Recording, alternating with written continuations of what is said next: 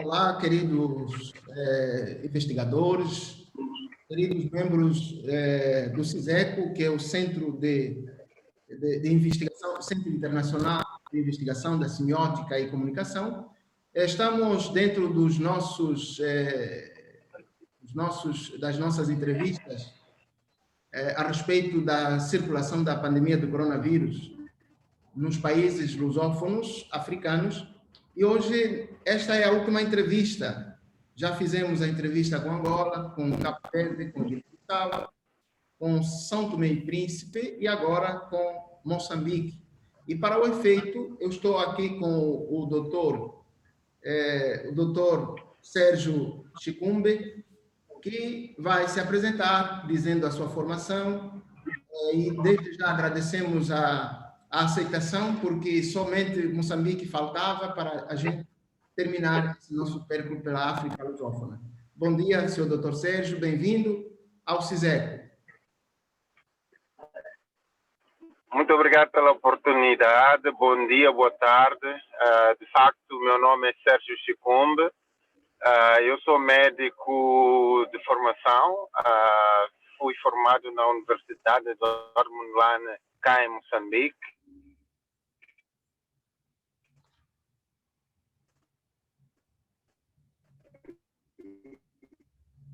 Alô? Graduado em 2000, tenho um mestrado na Austrália. Eu vou parar para ver se a rede funciona melhor. Isso, é porque deu assim uns cortes, deu um corte. Exato, como eu estava em movimento, acho que deve ser por isso. Então, eu dizia que sou formado em Medicina pela Universidade de Dormulane, em Moçambique, graduado em 2004, e depois fiz uma formação em Saúde Pública e Medicina Tropical, uma formação pós-graduada na Austrália, na Universidade de James Cook, em Queensland, na Austrália. Trabalho para o Instituto Nacional de Saúde desde 2008 e neste momento estou a exercer a função de diretor para a área de observação de saúde e inquéritos no Instituto Nacional de Saúde de Moçambique. Então, muito obrigado pela oportunidade e é todo o meu prazer estar aqui convosco. Tá certo. Nós estamos a falar, portanto, no Instituto Nacional de Saúde em Moçambique, o senhor também está ligado a essa situação da pandemia do coronavírus? Sim, o Instituto Nacional de Saúde em Moçambique é uma instituição estatal, autónoma, que trabalha em cooperação com o Ministério da Saúde e, sobretudo, atua na área de saúde pública, investigação e informação.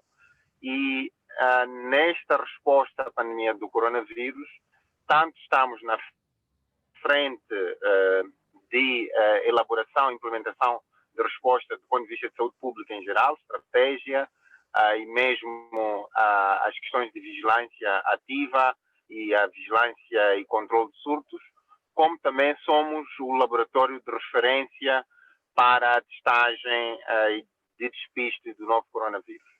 Então, este é essencialmente o nosso envolvimento.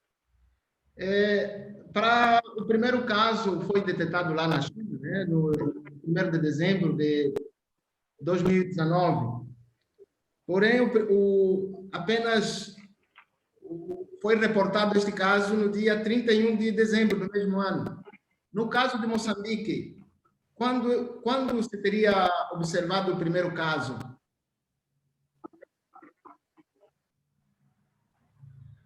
Muito obrigado pela questão. Moçambique, feliz ou infelizmente, tem ligações internacionais relativamente menores em termos de magnitude, quando compara com outros países da região, como é o caso da África do Sul.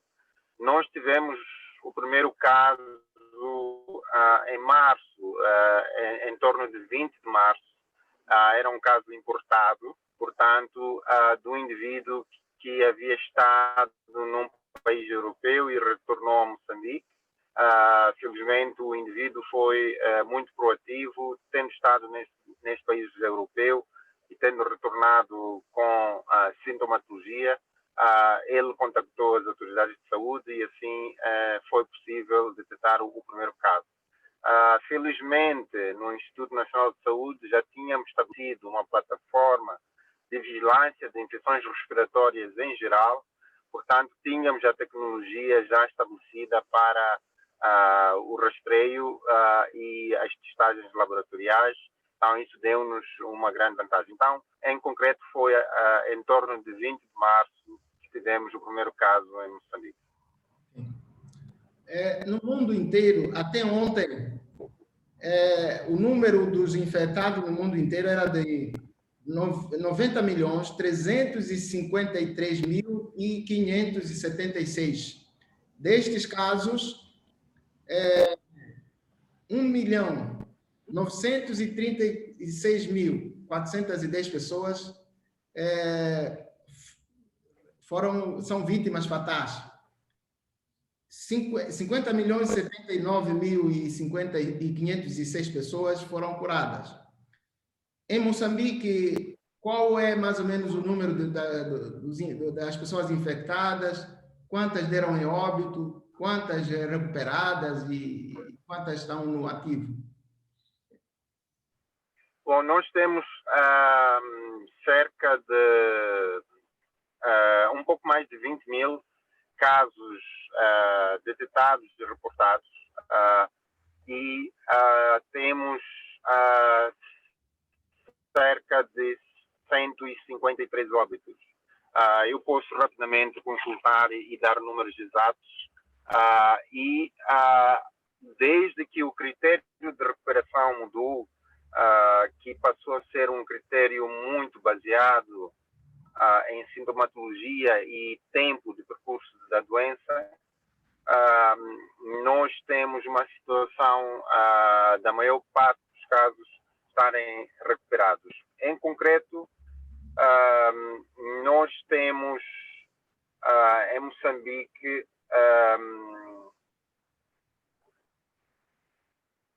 21.305 casos, para sermos concretos, até ontem, e tínhamos 17.623 casos recuperados até ontem. Portanto, ontem, dia 11 de janeiro.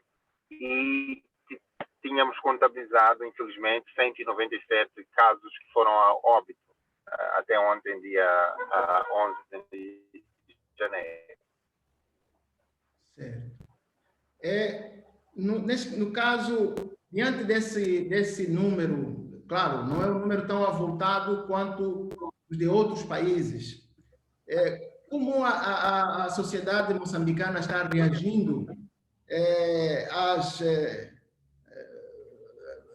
às instruções da OMS, tanto a nível do Estado, portanto, o Instituto, pelo que o senhor acabou de dizer, o Instituto está dando um respaldo, portanto, às instruções da OMS e está reagindo a essa situação de uma forma a combater o desencadeamento do surto em todo o território moçambicano.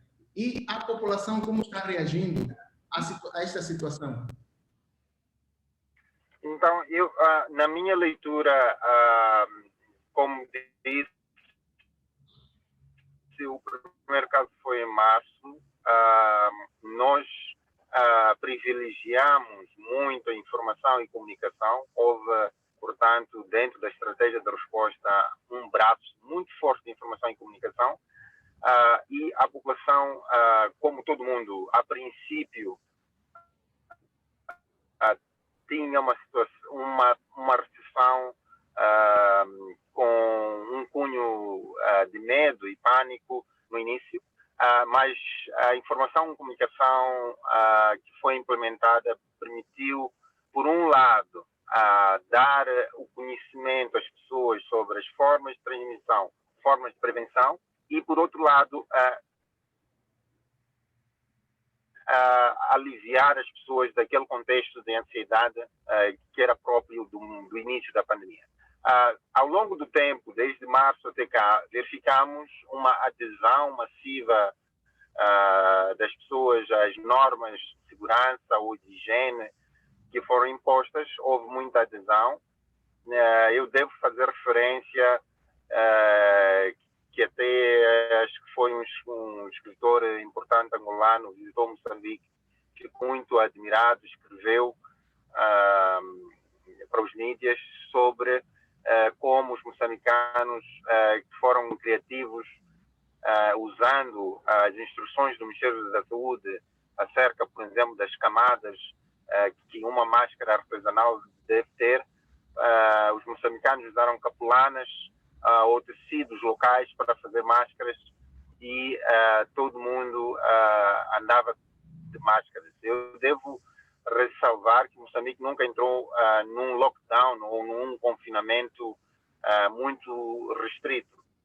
Portanto, nessa altura as pessoas aderiam às medidas de prevenção e depois houve um grande desdobramento em termos de instalação de condições para a higienização das mãos com água e sabão em áreas de aglomeração, como seja os mercados e paragens de transportes públicos e outros lugares públicos. Também verificamos que houve muita reorganização. Moçambique tem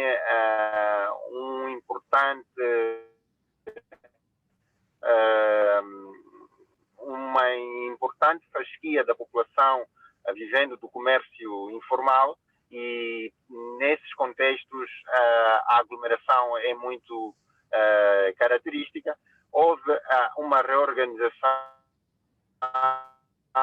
com distanciamento físico, mas uma grande dificuldade terá sido os transportes públicos.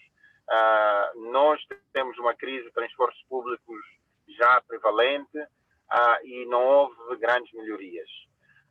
Por fim, ao longo do tempo, eu tenho verificado que possivelmente as pessoas estão fatigadas do processo que não é fácil estar sempre mascarado e cumprir com as medidas de higiene, e por outro lado a pressão social e econômica para que a vida volte ao normal tem tido um impacto em termos de queda da adesão às medidas de prevenção. Estou-me a referir ao uso das máscaras, distanciamento social, evitar a mobilidade e, portanto, evitar a aglomeração. Portanto, esta é a minha leitura. Houve muita adesão e depois algum relaxamento que estamos a verificar ultimamente, mas, como eu referi, o braço de informação e comunicação para a mudança de comportamento foi muito forte no início. Eu tenho certeza que a maior parte dos moçambicanos tem conhecimento sobre a doença. O desafio agora tem a ver com a questão contextual, por exemplo, de falta de transporte, mas também há algumas questões relacionadas com atitudes e práticas individuais. Ok. Então, isto, pelo que o doutor acabou de dizer, até certo ponto poderíamos dizer que a pandemia do coronavírus ou da Covid-19 não teve impactos econômicos, financeiros e sociais muito fortes em Moçambique, como, por exemplo, em alguns países a nível mundial, estão como que quebrados justamente por causa da situação. Sobretudo quando o senhor falou do comércio informal, e isto, com a pandemia, esse fluxo do comércio informal ficou um tanto quanto limitado. Então, aquelas pessoas que vivem à base desses poucos recursos ficam como que entregues à sua sorte. Moçambique não teve esse impacto, não foi tão impactante, podemos assim dizer, como, por exemplo, em Cabo Verde, como em São Tomé e Príncipe, em Angola e também em Guiné-Bissau. Não, não concordo. Moçambique terá tido igualmente um impacto muito importante em termos econômicos e sociais, porque embora nós como país não tenhamos entrado num confinamento rígido, como eu disse no início, as pessoas aderiram massivamente à recomendação das autoridades de saúde para evitar mobilidade. Portanto, evitando mobilidade, pessoas não foram aos mercados e, portanto, mesmo que os vendedores fizessem os mercados, tiveram percas econômicas importantes, porque a procura dos serviços reduziu no início. Por outro lado, de novo, mesmo que o país não tenha entrado em confinamento rigoroso, o que é que se passou é que as nossas fronteiras pelos países vizinhos foram fechados. E Moçambique é um país com uma balança de importação de produtos muito pesada, não é? Dependemos muito da importação de produtos dos países vizinhos que, de certa medida, confinaram o nosso país ao fecharem as fronteiras. Portanto, o impacto econômico foi também muito grande em Moçambique, se não devastador, e acreditamos que, provavelmente, com um inquérito do orçamento familiar ou gastos familiares que vamos poder ter nos próximos tempos, conseguiremos dimensionar qual foi o impacto. Mas, certamente, o impacto social e econômico foi igualmente importante em Moçambique. Okay. Um impacto negativo. Quando o doutor falava que a sensibilização, a conscientização, o uso de máscara, o álcool em gel, o distanciamento social, contribuíram para, vamos assim, a mitigagem ou a minimalização do contágio. Neste preciso momento, é possível falar-se do achatamento da curva em Moçambique? Ou tem surgido novos casos?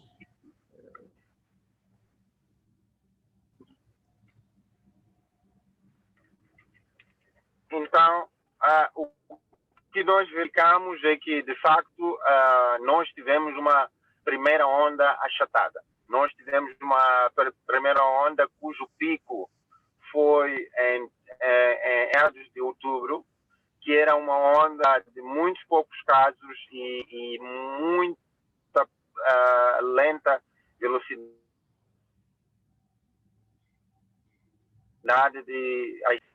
eu tentei dividir a situação em duas fases. Numa fase em que as pessoas aderiram e outra fase mais recente em que as pessoas relaxaram, sobretudo no âmbito da quadra festiva. Nós estamos agora, neste momento, a assistir claramente uma extensão de casos, o que indica que estamos já na fase extensiva da segunda onda. O número de casos nas últimas semanas epidemiológicas incrementou de forma muito exponencial. Só para dar um exemplo concreto, enquanto na primeira fase a taxa de positividade dos casos investigados rondava os 6%, nesta fase em que estamos, a taxa de positividade ontem e ao longo da semana passada está em torno de 20%. Portanto, traduzindo uma atividade de transmissão muito importante. Então, estamos a entrar numa segunda onda. A primeira onda, sim, foi uma onda relativamente achatada, aquela que teve o seu pico em torno de meados de outubro de 2020. Doutor, quando falava da campanha da sensibilização, nós, nos nossos países, normalmente, quando se fala em vacina ou em ir para os postos, as pessoas só procuram as unidades de saúde quando a coisa está mesmo lá, quando já está grave. e em algumas situações as pessoas recorrem às nossas tradições, medicina tradicional, aos ritos culturais. Eu não sei se em Moçambique existem pessoas que também recorreram a esses casos rituais, tradições, ou então que minimizavam a doença, como, por exemplo, aconteceu em alguns países do mundo, onde a pandemia do coronavírus não passou de uma gripezinha. Isso aconteceu aqui no Brasil, quando o próprio presidente dizia, com meu porte atlético, se eu tiver que contrair o coronavírus, vai ser uma gripezinha. Esse discurso é um discurso que minimiza a intensidade da pandemia e que pode, talvez, estar entranhado esse discurso também em algumas pessoas. Este é o caso, pode ser o caso também de Moçambique, de pessoas que minimizem ou que não procurem as unidades de saúde e que somente acordam quando a pandemia bate à sua porta. Bom, obrigado. O acesso aos serviços de saúde, não sei, o acesso já era por si limitado, não é? Uma grande que a população de Moçambique recorre aos traditional healers, ou seja, aos provedores tradicionais de saúde. De facto, nós já vínhamos verificando para o contexto de saúde a chegada tardia de saúde. Neste contexto específico do Covid, como disse, houve um grande movimento de inovação, educação para mudança de comportamento, e houve, digamos, limitações no acesso à despistagem, porque contamos apenas um laboratório e fomos expandindo os laboratórios capazes de fazer a despistagem ao longo do tempo. Portanto, são coisas ou são situações próprias de países de baixa renda, como é o nosso. Por outro lado, pensamos que o fato da primeira onda ter sido caracterizado por casos assintomáticos, isso tem implicado que o acesso às unidades sanitárias fosse limitado, porque as pessoas guiam-se pelos seus sintomas. Sim, houve no início uma tendência de desinformação, que, de novo, eu digo, com o trabalho de informação, educação e comunicação contra rumores e uma comunicação baseada em fatos e inspirou confiança, porque com comunicação verdadeira, quanto limitações, sucessos e insucessos, creio que isso implicou que as pessoas confiassem mais nas autoridades de saúde e dessem as autoridades de saúde. Portanto, eu creio que os fatores que limitaram o acesso tem a ver com o fato da pandemia ter sido, de facto, relativamente benigna. A maior parte das pessoas eram assintomáticas, mas não creio que tenha havido, digamos, um impacto de desinformação que levasse as pessoas a desacreditar naquilo que fosse veiculado pelas autoridades de saúde. O senhor já falou sobre o envolvimento os movimentos de conscientização a nível de Moçambique. As informações foram veiculadas pela televisão moçambicana, pela rádio, pelos jornais, enfim, todos os meios. Porém, nós não encontramos, assim, a nível, uma das razões deste trabalho, dessa pesquisa, é colher informações que serão levadas, portanto, como dados investigativos para enriquecer a nossa ciência a nível da África. Nesse sentido, nós não encontramos dados que nos pudessem confirmar a nível investigativo, salvo aquilo que a mídia passa, a mídia local, dados internacionais. Na sua observação, como profissional de saúde e também como moçambicano, a ausência destes dados deve-se à mídia internacional ou às nossas universidades? Acredito que aí em Moçambique há a universidade pública, há universidades privadas. Como os investigadores têm estudado o tema da circulação, o tema da pandemia nas universidades moçambicanas? Faz alguma ideia sobre se esse tema está sendo investigado a nível das universidades moçambicanas? Sim, instituições de investigação e instituições universitárias focaram-se no estudo dos impactos sociais e econômicos. Então, houve muita investigação do ponto de vista de investigação social, econômica relacionada à pandemia, e depois também investigação do ponto de vista de saúde pública.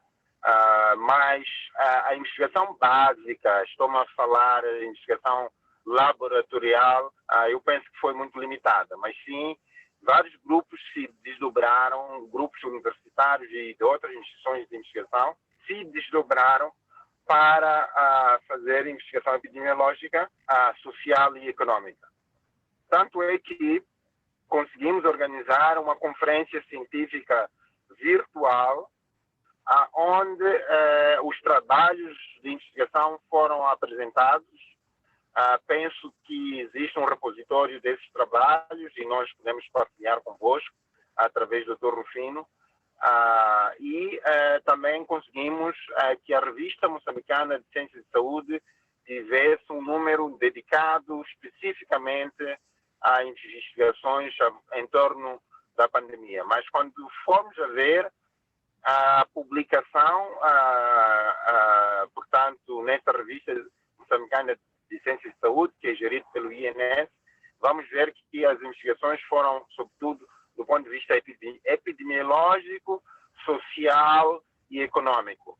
Portanto, investigação básica do próprio vírus, da biologia, ainda carece de atenção e desenvolvimento. Ok. E como o governo moçambicano tem investido nas investigações ou então nos financiamentos de pesquisas a nível das universidades ou se há alguma agência financiadora de pesquisas a nível nacional de Moçambique? Sim, existe a agência que nós designamos de Fundo Nacional de Investigação, que é uma instituição que trabalha para, portanto, financiar e promover investigação, está ligada ao Ministério da Ciência e Tecnologia. Entretanto, o bolo de financiamento para a investigação ainda está aquém das necessidades ou aquém mesmo daquilo que são os acordos regionais e internacionais sobre investimento em investigação. Infelizmente, este é o contexto, em termos de bolo para a investigação, ainda é muito insuficiente e, por outro lado, isso abre campo para que a investigação siga a agenda de financiamento internacional. Em termos globais, o financiamento está muito ligado às grandes endemias. Estou a falar do HIV, tuberculose e malária. Portanto, pelo menos na área de saúde, acaba resultando nessa distorção, embora essas endemias sejam muito importantes, praticamente o financiamento a ele associado não privilegia áreas afins que até poderiam ajudar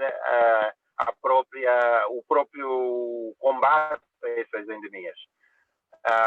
Então, este é que é o contexto: o financiamento insuficiente, pese embora haja uma infraestrutura política para a investigação e haja uma infraestrutura técnica para a investigação, o financiamento é insuficiente e, no contexto dessa pandemia, eu penso que nada mudou.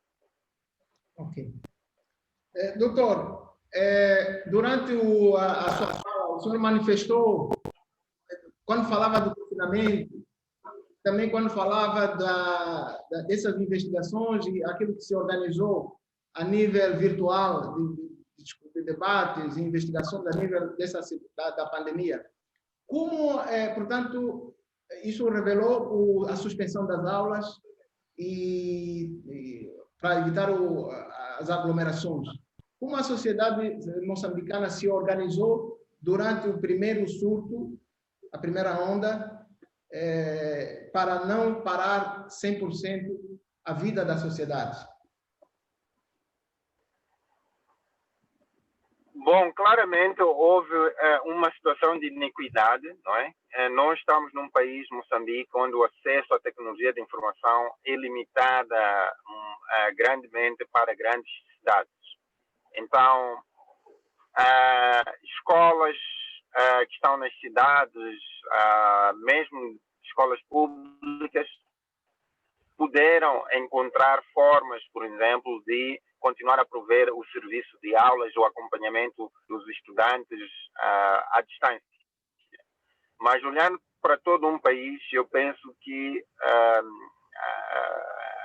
houve praticamente um congelamento de todas as atividades sociais relevantes, como é o ensino. Como disse no início, o mercado, a vida econômica parou, mas depois houve uma retoma para níveis quase que normais, com exceção do facto de termos tido uma situação de fronteiras encerradas. Portanto, é mais ou menos assim como a sociedade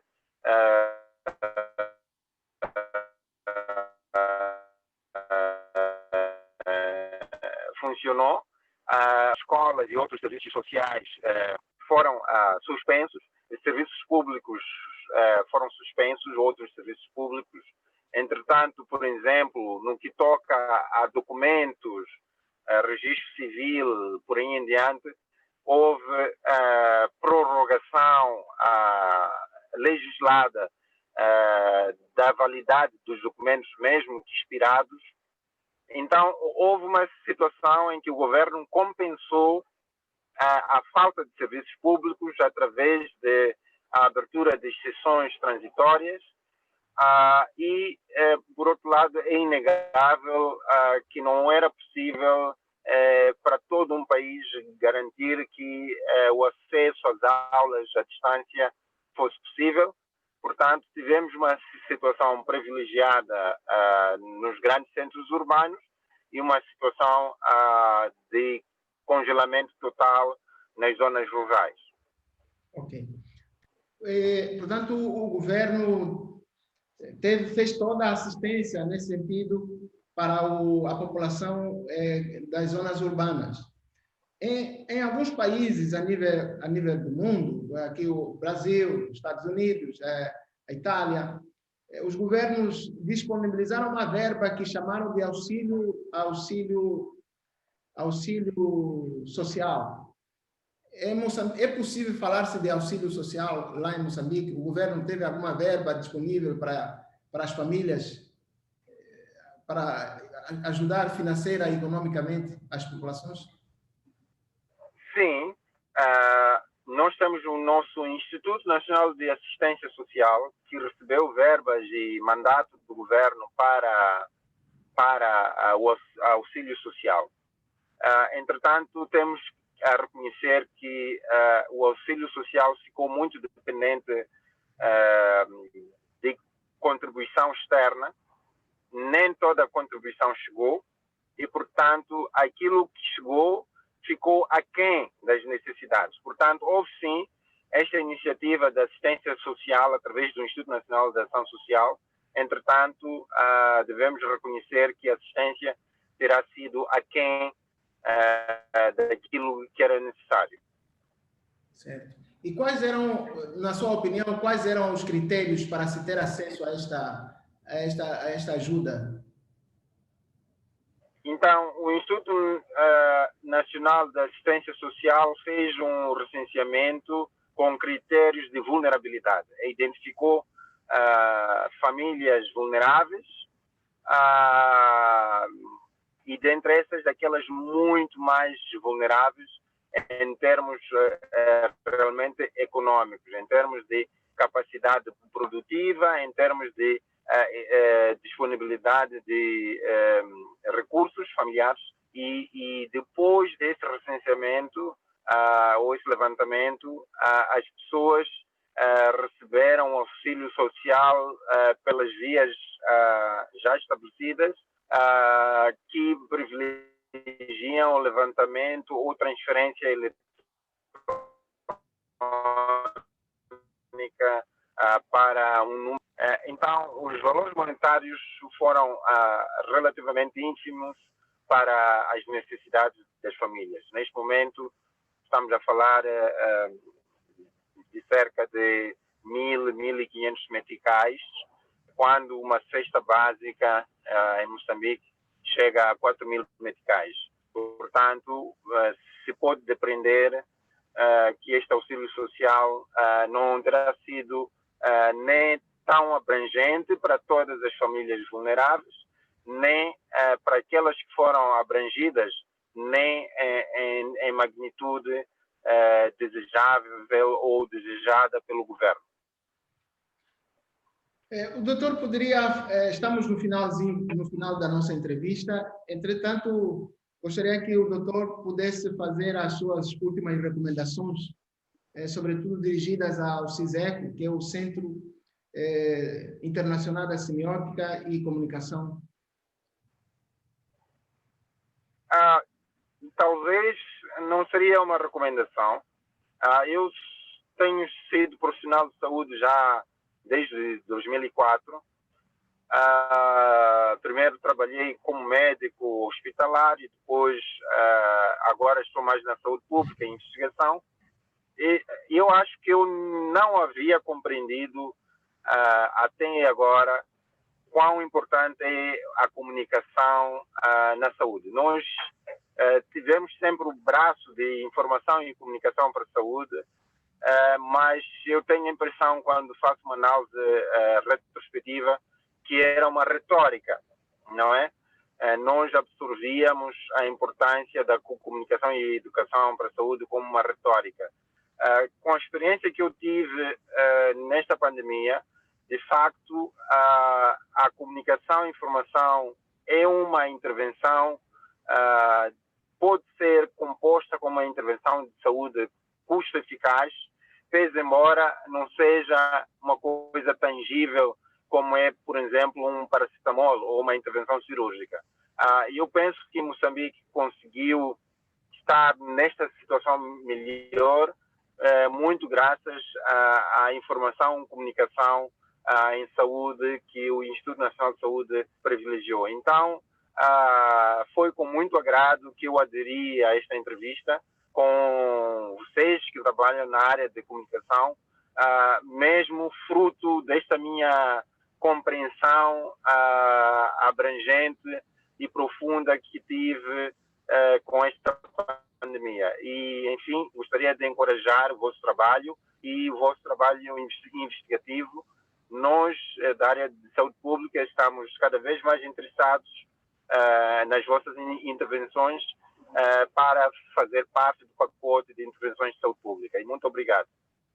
Ok. Então, de facto, uma das razões que nos levaram a fazer essa pesquisa é para colher vozes dos profissionais de saúde, vozes africanas, África lusófona, sobre a circulação da pandemia do coronavírus, porque nós precisamos, quando se fala da ciência de comunicação, muitas vezes pensa-se que é simplesmente uma retórica, é só de boca, porque não tem dados palpáveis. Entretanto, a gente se esquece que a informação é uma das armas mais potentes que podem fazer toda a diferença dentro do exercício de qualquer prática e qualquer campo social. Por isso é que o CISECO agradece, primeiro, pela sua disponibilidade, e na sua pessoa agradecer ao senhor Rufino e todo o pessoal ali do Instituto Nacional de Saúde de Moçambique, porque com a sua fala, a sua entrevista, nós concluímos este rol de 5 entrevistas que vamos transformar isto em um artigo que será levado para um debate internacional e os dados darão o feedback quando o artigo estiver pronto e nós encaminharmos, portanto, uma cópia do artigo para todos os profissionais de saúde intervenientes nesta entrevista. E também ressalvo que esta entrevista estará em circulação na página do CISECO, no canal do CISECO, que é uma página virtual da plataforma do YouTube. E nós encaminharemos o link para que o senhor tenha acesso desta nossa conversa e também outras entrevistas que já foram feitas até agora. Desejamos um ótimo trabalho, bom exercício, bom ministério ali em Moçambique e quem sabe um dia nós possamos revê-lo novamente para qualquer outra questão que seja pertinente. Muito obrigado, o prazer foi todo meu e a honra foi toda minha. Muito obrigado e vamos continuar a trabalhar em conjunto. Tá certo. Então, nós assim terminamos a nossa entrevista com o Dr. Sérgio Chicumbe, que é de Moçambique, e com essa entrevista concluímos as nossas entrevistas, o nosso pacote de entrevistas a nível da pandemia do coronavírus no continente africano, de modo muito especial da língua dos países de língua oficial portuguesa. Esperamos ter concluído com êxito esse nosso trabalho e os dados serão discutidos, como eu acabei de dizer agora com o Dr. Sérgio, serão discutidos nos próximos passos, para assim apresentarmos à comunidade internacional aquilo que foram frutos das nossas pesquisas, das nossas entrevistas. Um grande abraço e bom trabalho para todos nós.